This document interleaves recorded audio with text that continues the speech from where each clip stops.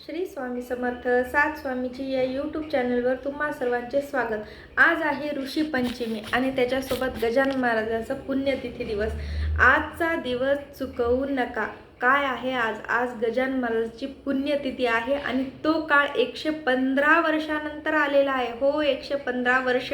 कारण 28 ऑगस्ट 1910 ऋषी पंचमी या दिवशी गजानन महाराज समाधिस्थ झाले होते आणि तोच दिवस म्हणजे आज 28 ऑगस्ट 2025 ऋषी पंचमी आणि त्यामध्ये गुरुवार हा शुभ योग 115 वर्षानंतर परत आलेला आहे। तर गजानन महाराजाची आपल्या माऊलीची सेवा नक्की करा। कुठलीही तुम्ही सेवा करू शकता। गजानन विजय या ग्रंथाचं पारायण 21 अध्यायाचं करू शकता। गजानन महाराजाचं स्तोत्र जे 181 ओव्याचं आहे ते पण तुम्ही पठण करू शकता। पण मी जी सेवा करणार आहे ती गजानन महाराजाच्या जपाची गण गण गणात बोते। कारण कलियुगामध्ये जपाशिवाय दुसरी श्रेष्ठ सेवा नाही। तुम्ही दुसरी सेवा करू शकता पण श्रेष्ठ सेवा जप, मंत्र जप। कारण शेवटी मंत्रामध्येच परमेश्वराचं स्थान आहे। तर तुम्ही गणगणात गणात बोते या मंत्राचा जप तुम्ही तुमच्या इच्छेनुसार नक्की करा।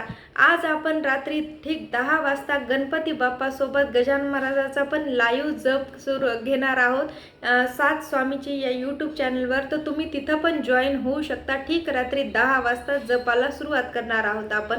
21 मिनिट हा आपण जप करणार आहोत। तर तुम्ही नक्की जॉईन व्हा आणि गजानन महाराजाला सेवेसोबत मोदक करायला विसरू नका। कारण गणपती बाप्पा सोबत गजानन महाराजाला पण आपल्याला मोदक करायचे असतात।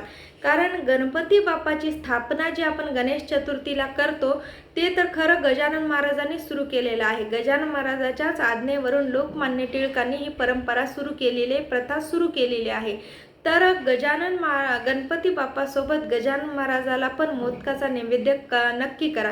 कारण जेव्हा आपण 7 दिवसाचं गजानन महाराजाचं कुठल्याही प्रकट दिनाचं हो किंवा गुरुपुष्यामृतचं जे पारायण करतो त्याच्या शेवटी निवेदाला आपण गजानन महाराजाला मोदक नक्की करतो। तुम्ही बघा पोथीमध्ये वाचून, तर ते नक्की करतो। त्याच्यामुळं आजचा योग इतका शुभ आलेला आहे। 115 वर्षानंतर आपल्या किती पिढ्या झालेल्या असतील, ह्या पुण्यकाळ आपल्याला भेटलेला आहे।